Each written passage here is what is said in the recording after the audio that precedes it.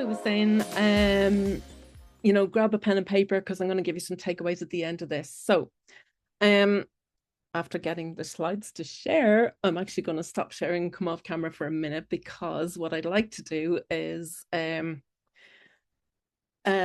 just try a quick experiment, if that's okay. Can you think, I'm going to use the chat or the reactions buttons below, so whatever you feel comfortable with is fine. But can you think of a business that you don't use anymore, not because it was bad, but because you simply forgot it existed or you had a better offer? So maybe you'd put the name of the business in the chat. And if you'd like to tell me why you stopped using them, that would be really interesting. It's not that you're a bad person, it's just you're human with a human brain.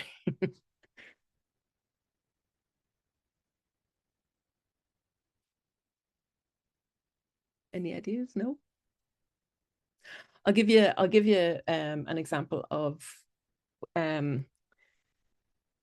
sorry, people are still coming in. I'll give you an example of one that I had, which was Advanced Pit Stop. The reason I stopped using them was they were very nice, very helpful, but I was introduced to a competitor who was more convenient for me and gave me more value as a car owner who knows nothing much about cars. So I walked to the competitor. So your customers are the same. They might just as easily forget about you. They might get a better offer and they might move on because the marketplace is very noisy, it's very crowded, and it's easy to be forgettable. So that's why today is not about better marketing. You talk to Lisa for your marketing. And it's about the invisible force that decides whether someone notices you, trusts you, and chooses you. And this is perception. So perception is forming in our unconscious brains in milliseconds and well before any logic kicks in. And if you're not shaping it intentionally, your prospects will do what the brain always does. So, you know, the way people talk about, oh, it's in a box in my head, or that's in a box in someone's head. Well, what the brain is going to do is they're going to file you in a box in their heads that's under something like, oh, yeah, I saw that somewhere before. Oh, that seems familiar. That box in people's heads is lethal. So today I'm going to show you how perception is built, why people default to familiar choices. And I'll leave you here today with 3 actions that you can use immediately to shift how you're seeing without spending another euro on your ads. So if you're okay with that, do you want to give me a thumbs up? Yeah, great. Thanks a million. Thanks, Lisa. So let me ask you, could you drop a one-word answer into the chat to this question? Just a single word. What is brand?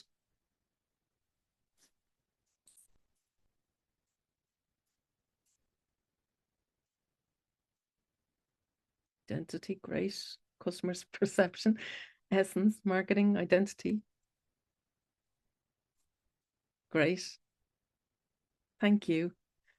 Does anyone want to say what they mean by identity? Recognition, yeah, great. Okay, great. Well, I'm well impressed because normally people say logo. So I'm very impressed with y'all. So I'm very impressed because some of you have how the customer perceives you. Yeah, it is about perception and it is about recognition. And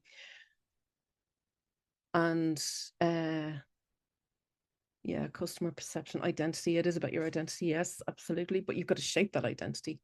So some of the things that people normally say as logo or colors or things like that, they're kind of the short-term outputs that I would say. The things that we need to be concerned about are the effects, which are the long-term outcomes, and that is about trust and reputation. And there's a gap there that most businesses get stuck in. So the definition I'd love you to borrow forever is a brand is an idea that people hold in their minds about you, and branding is everything you do to shape that idea. So it's not a logo, it's not your logo. Your logo is the signal. And just before I move on, I just want to say something a bit unpopular, because I get this a lot. People who do think that logo is a brand. The idea that you can just pick any logo and use it is actually fueling confusion with your audience.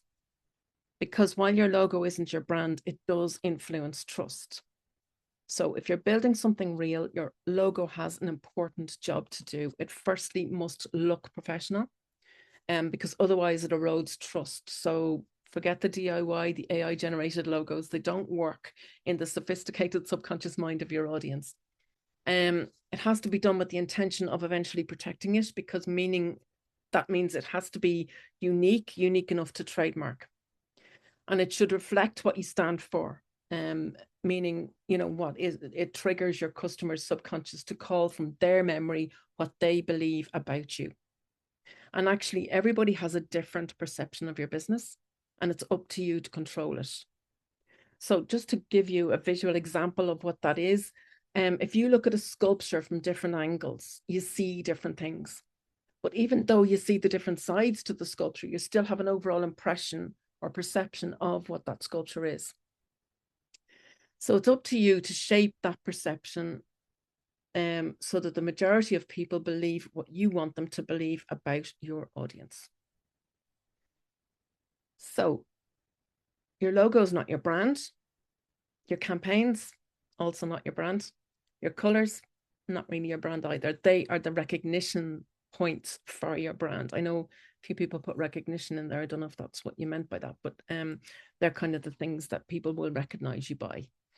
These are what I call the branding. It's the short-term elements that activate your brand and help your customers to recognize you in the same way that someone knows you from your face or the way you walk or the way you dress.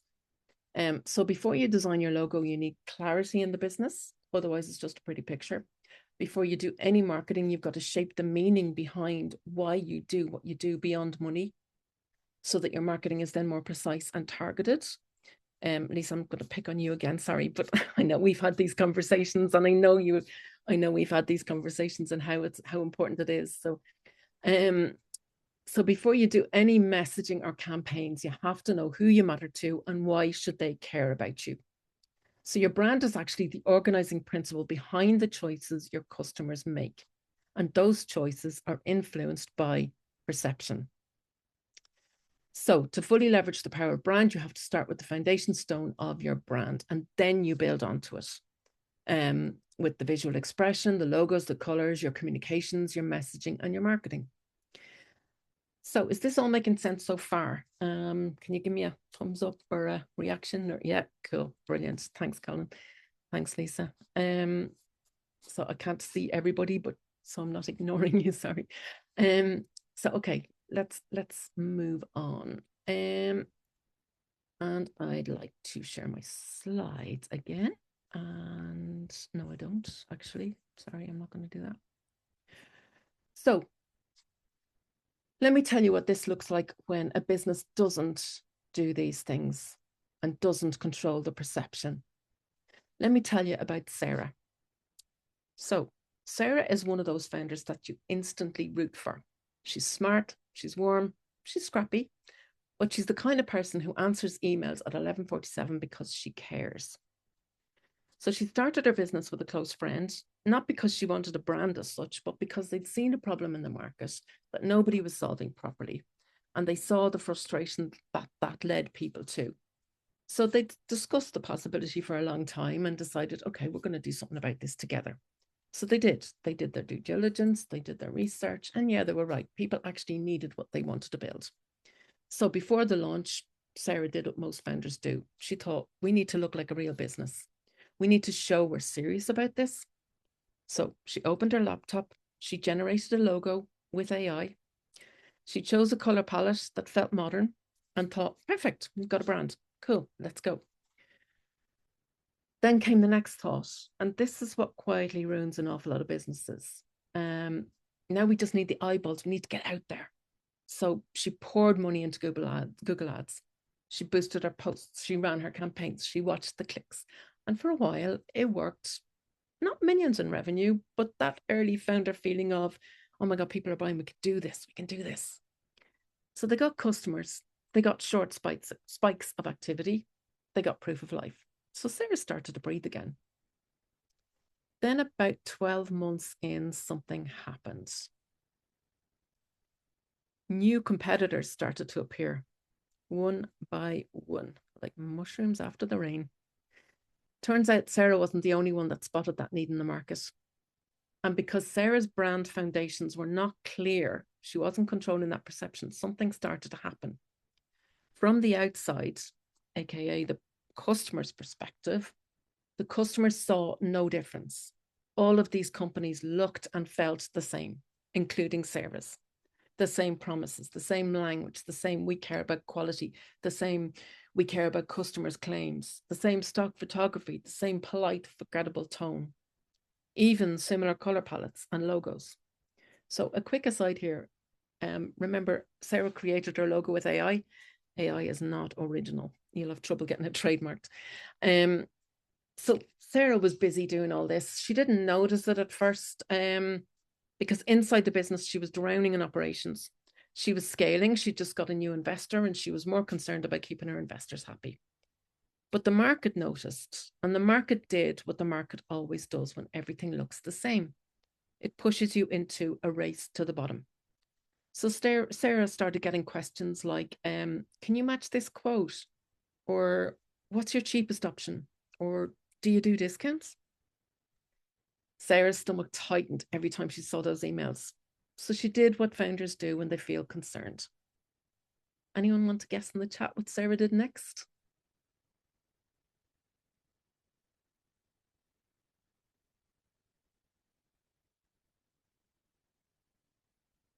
Absolutely. Spot on. Absolutely spot on. Spent more money, offered discounts. Thanks, Lisa Roisin. Thank you.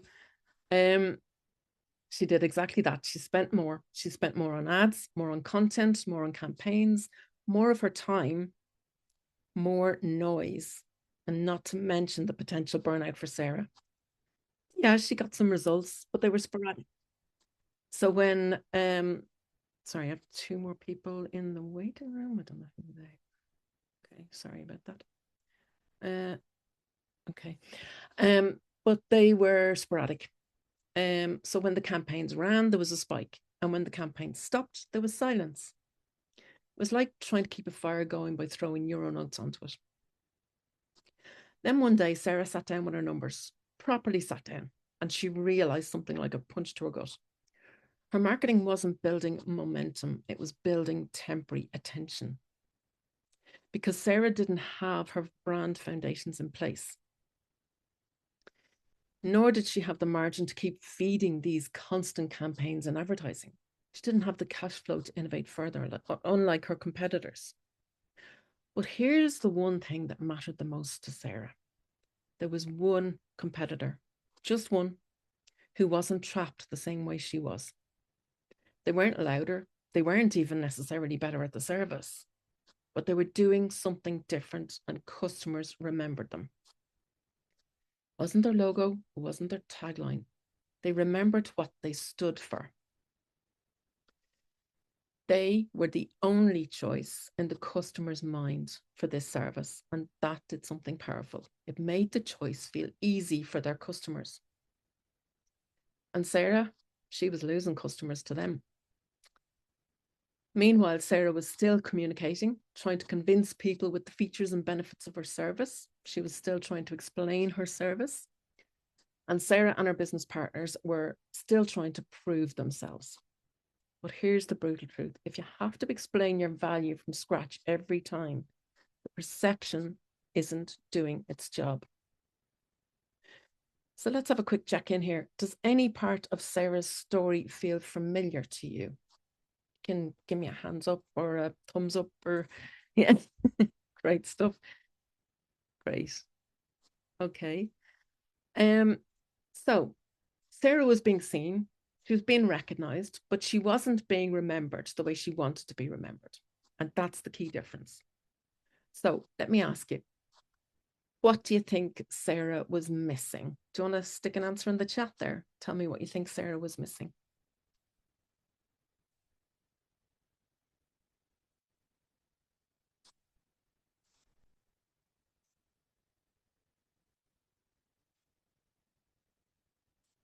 Or why? Absolutely. Absolutely spot on. Yeah, she was. She didn't actually have a marketing problem. She had a perception problem. She hadn't deliberately shaped the idea that people held in their heads about her business. So the market shaped it for her. The market shaped her into the most dangerous position of all. Yeah, positioning. Yes, thanks, Noelle. The market positioned her as one of many. And when you're one of many, your only levers are price or volume. And that will lead you to burnout and exhaustion. So that's why today we're talking about the subconscious, about choice, about what the brain does in milliseconds, and because that's where your brain starts to breathe. So if you're still with me, give me a thumbs up, if that's okay. Yeah, cool. Thank you. All right, now I'm going to show you my slides again and hope this works. Sure.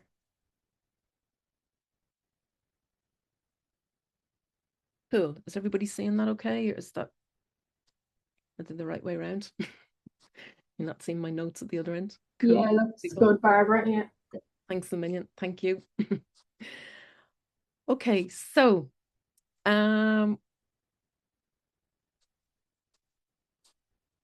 perception forms before logic shows up.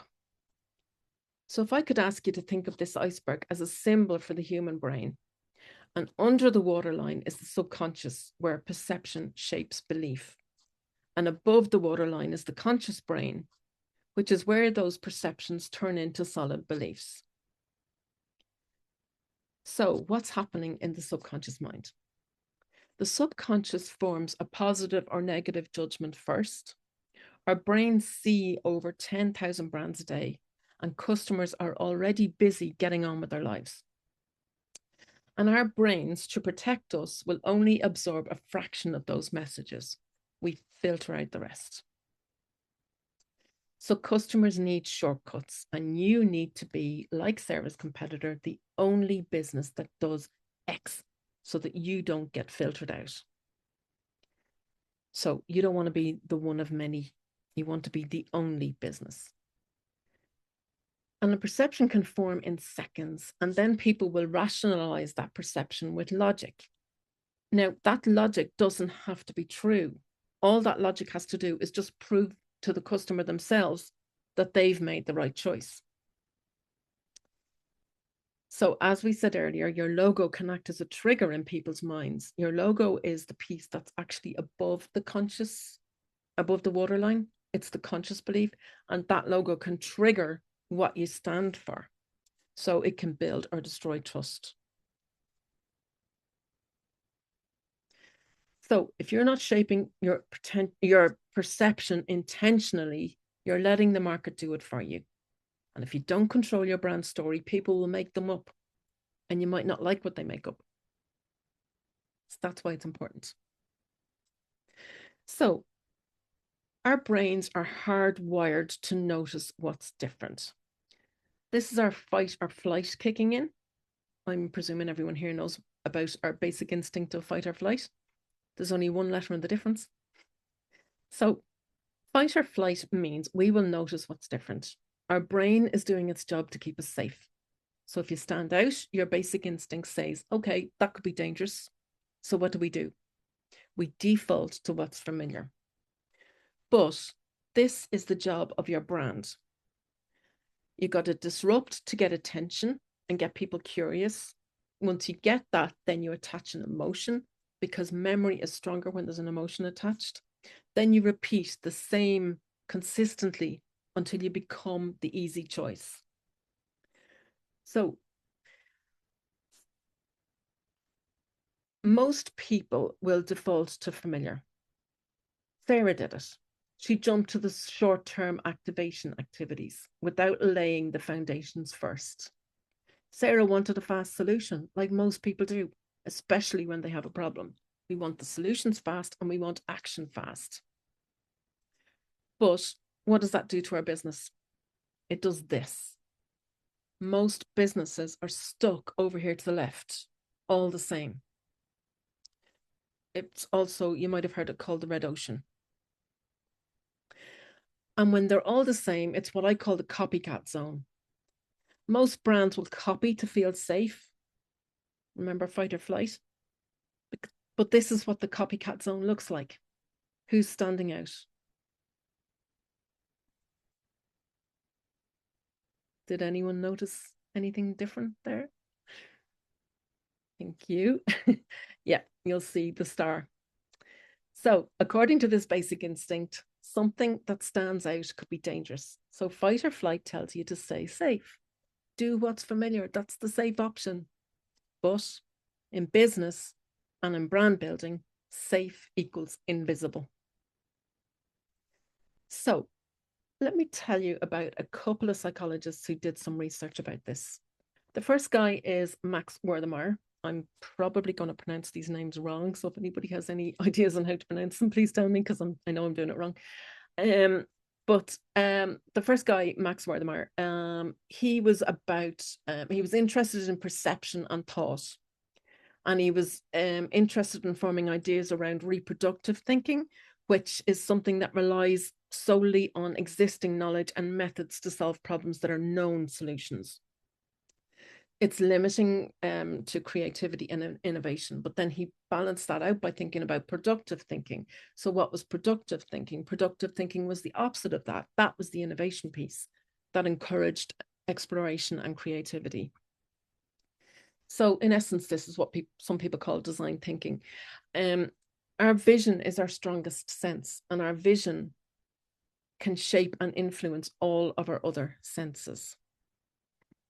So the second psychologist that I want to speak about is Robert Zion, I think. And he was studying, interested in social and cognitive processes, and one of his most important contributions was the mere exposure effect.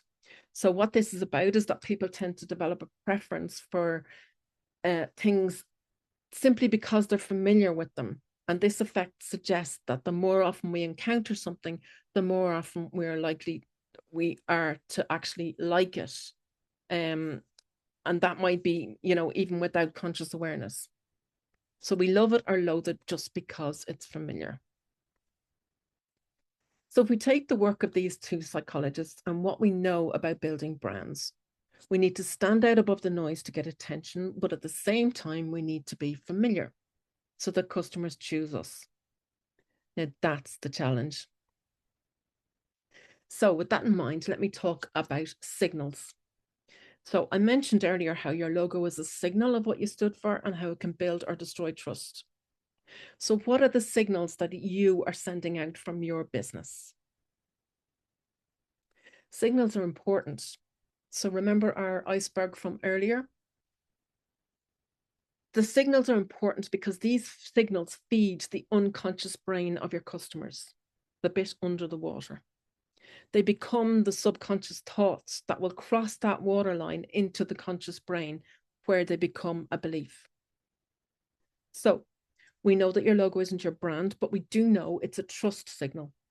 So a messy or generic logo, so DIY or unoriginal AI logos, subconsciously tell your customers and potential customers that you're small, you're uncertain, you're risky before you've even spoken a word. Sarah was guilty of the AI logo creation. On the other hand, a thoughtful, distinctive logo says the absolute opposite of that. Credible, intentional, reputable, here to stay. Signals matter because we're subconsciously drawn to pleasure and good design. We avoid pain and clutter because it's too much for our brains to handle. So this is a concept of the pleasure-pain principle, and it has roots in the philosophical ideas of a man by the name of Jeremy Bentham, who was a philosopher in the 1800s, and he first argued that humans are guided by pleasure. But then the Austrian neurologist Sigmund Freud, who we all know and love, was interested in the theory of mind and the human agency derived from it. So he took this one step further and added the balancing idea of pain. So he showed that deep in the unconscious, what's known as our id, our first childlike primitive brain, the first of our three primitive brains, we're constantly driven to seek comfort and avoid pain. And that push-pull is the motivational energy behind so much of our mental activity. So this matters when you're building a brand, because in your customer's subconscious, they're making a judgment about you before they can explain it, before logic ever shows up. And in fact, that's their logic. So every touch point, your visual, your word, your tone, it sends signals to the subconscious brain, and it tells it that it's either safe and satisfying or risky. So you're not just presenting a business, you're triggering a decision. And here's the thing, our vision is our strongest sense, and it's the influencer for all of your other senses. It actually accounts for over 80% of purchase decisions. Our vision is picking up signals really fast. So how does our brain read these visual cues? The first one is pleasure. So good design creates preference. Good design is pleasing to the eye. And this is the pleasure pain principle, the pleasure part of it anyway. Emotion. Colors and shapes have the power to create emotional associations, anything from sharp and harsh to kind and caring. Attention is about hierarchy. Our brains decide what we see first. So just as an example, people don't read anything anymore, really, to be honest. They haven't got time, but they scan. So they see your headings quicker than they'll see your body text. So create intriguing headings, get them curious. But also this applies to how you bring people into your offerings. So don't dump all your features and benefits on their doorstep. Bring them in gradually.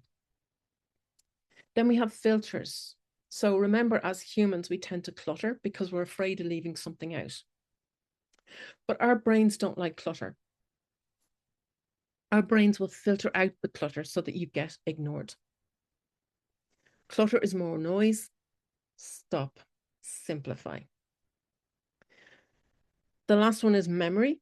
And this is about the repetition piece and the patterns that you create, so that when you're building your brand, you're creating recall and eventually trust to get remembered.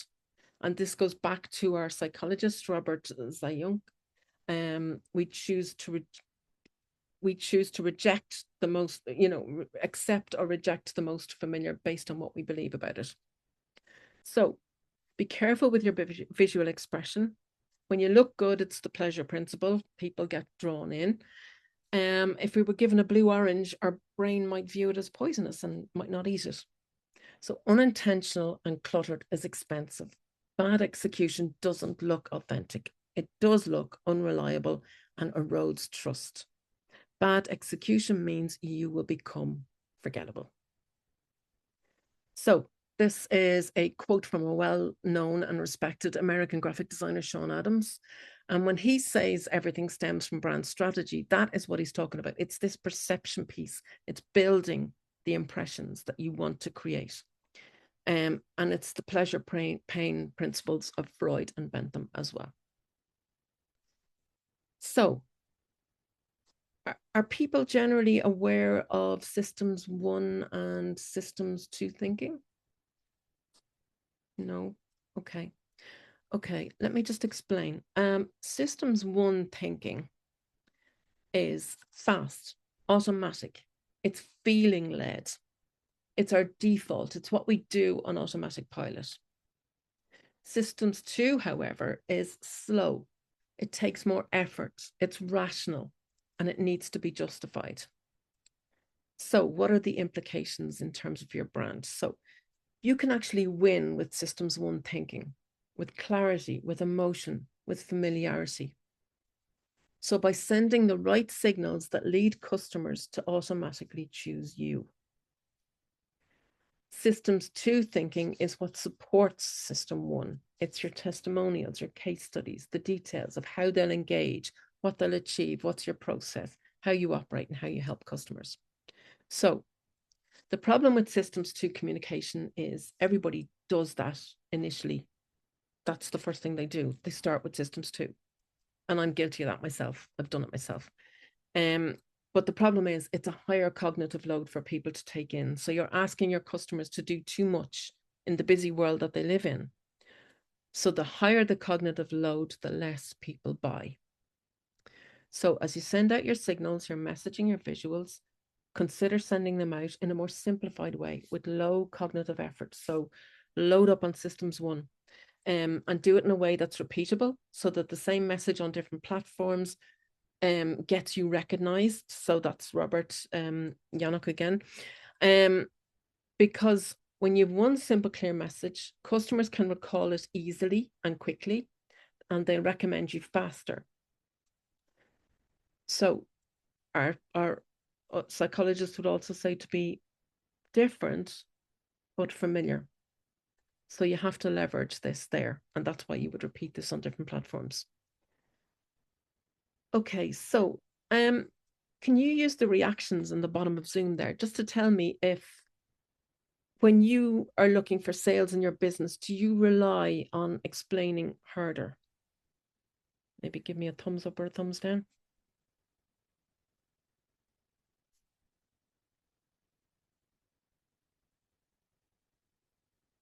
Cool.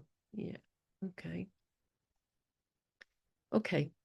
So I'm getting a bit of a mix there. So here's the thing. If your customer needs system 2 effort just to understand you, you've added friction before they ever consider buying. So consider what easy steps you could take in systems 1 and leave systems 2 until later in the buying ladder. So I'm reading a good book at the moment. It's a book by a man called Matt Susha, and it's called The Hidden Yes. And in this book, Matt outlines 4 reasons why people don't buy from you. And he says they are uncertainty. So it feels risky. The risk is too high. 2, that there's high effort required. That's the high cognitive load. That's the systems 2. That's too hard. It's too much thinking. You got 3. If you push too hard, they're going to push back. And you got 4, which is meeting your customers where they're at. So this is about your timing and their readiness to buy. So we all need sales to fuel our business, obviously. And today I've tied the foundations of brand into these 4 points that Matt makes in his book. So let's get into the actions that you can take.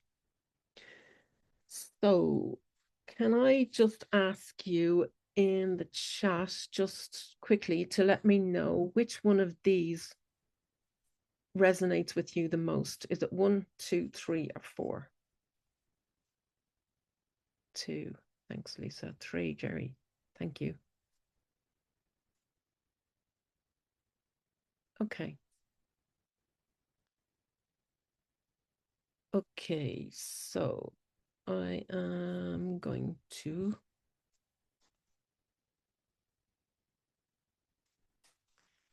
okay, so I'm going to give you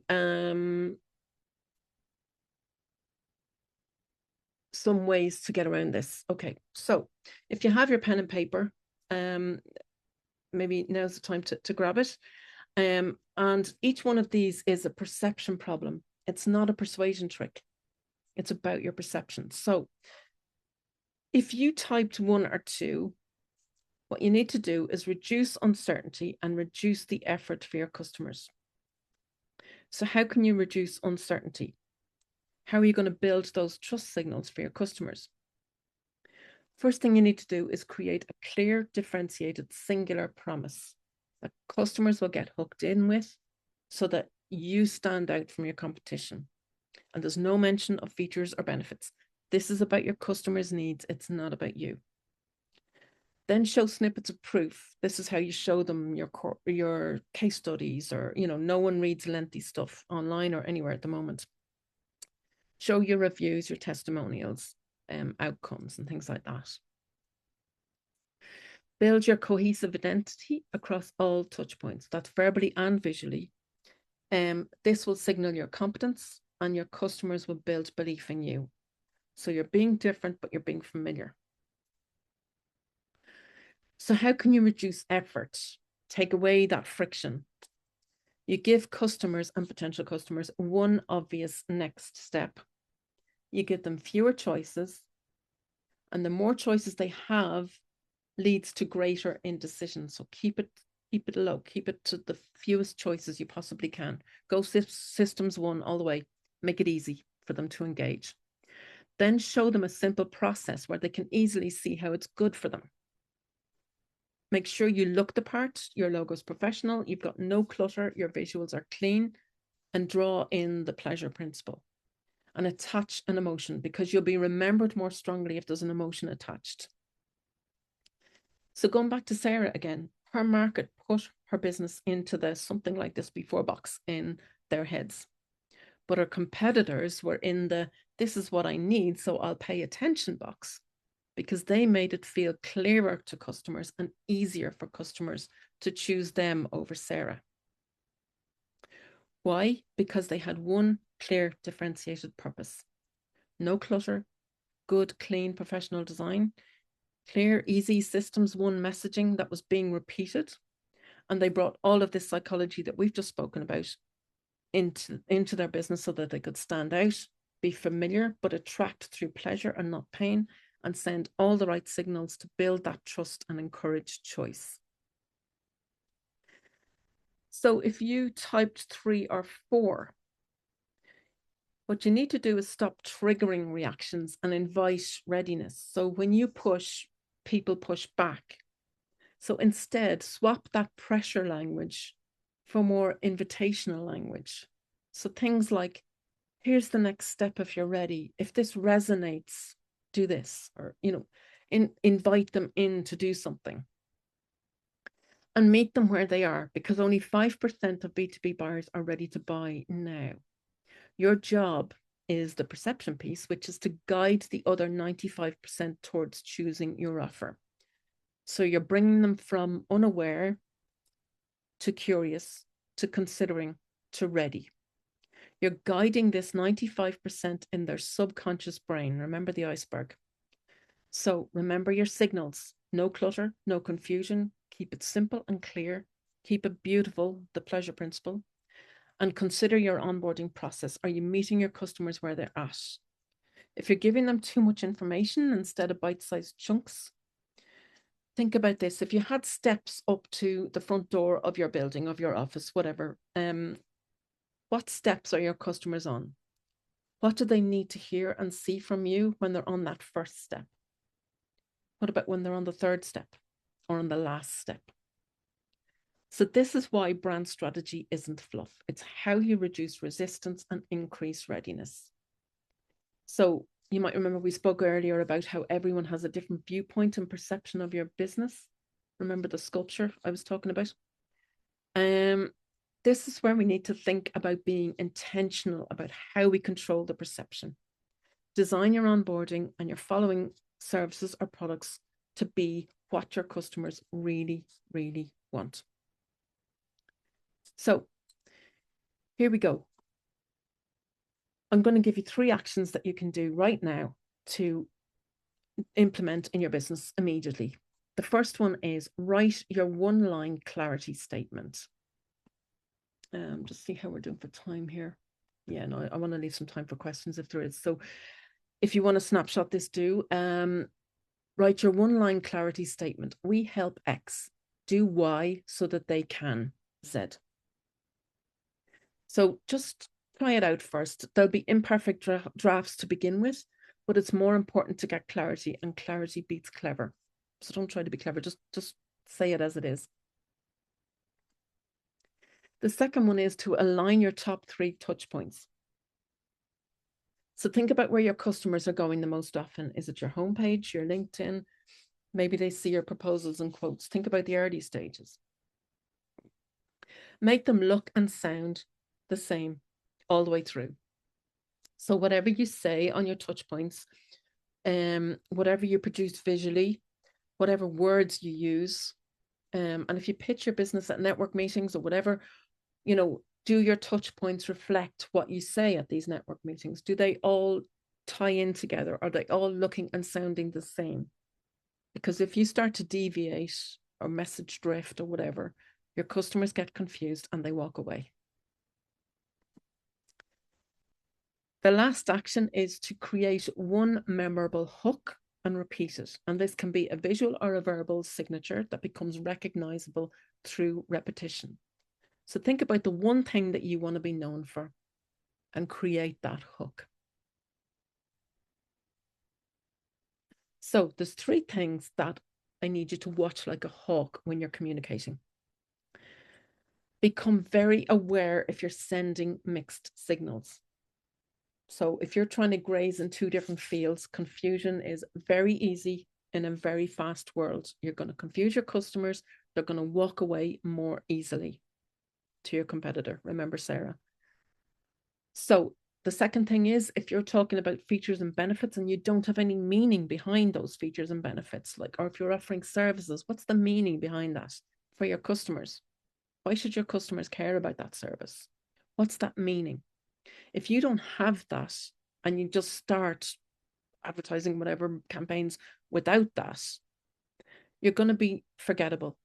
Your customers are yawning. They don't care. They really don't care. And the third thing is, if you're being inconsistent, this leads to distrust, because humans are smart. Our subconscious brain is actually very smart. And if they see something inconsistent, they're going to go, not so sure I trust them. They're going to walk away again. So pick a field, stay there, become familiar for the right reason. And if you design without the meaning that brand brings you, you're just selling stuff and you're in that race to the bottom. A competitor is always going to do it cheaper. So remember Sarah's questions. Can you do it cheaper? Can you give us a discount? You don't want that. So I'll leave you with this. Your business is the delivery. Your brand is the belief. And growth gets easier when the delivery and the belief are aligned. So most founders try to fix the perception gap with activity, more posts, more campaigns, more tactics. Remember, this is what Sarah was doing. But if the foundations are not clear, why do you exist beyond money? Who are you here for? And why do you matter to your audience? If that's not clear, your marketing becomes a loud way of saying we're like everyone else. So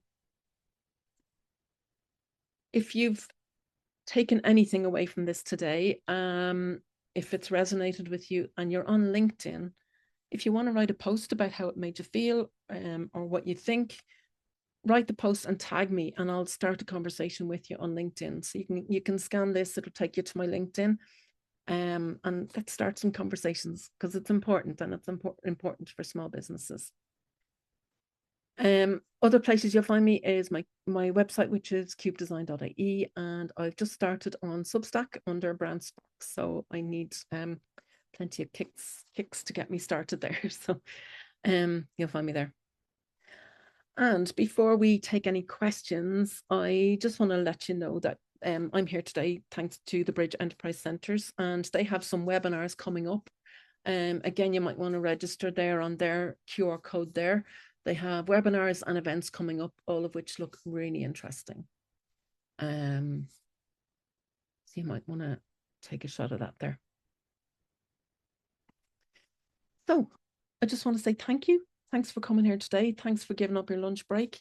I appreciate you all, and a huge thanks again to Kieran and Lauren and the Bridge Enterprise Centres. I hope you've got something to take away from here today and that you can implement immediately.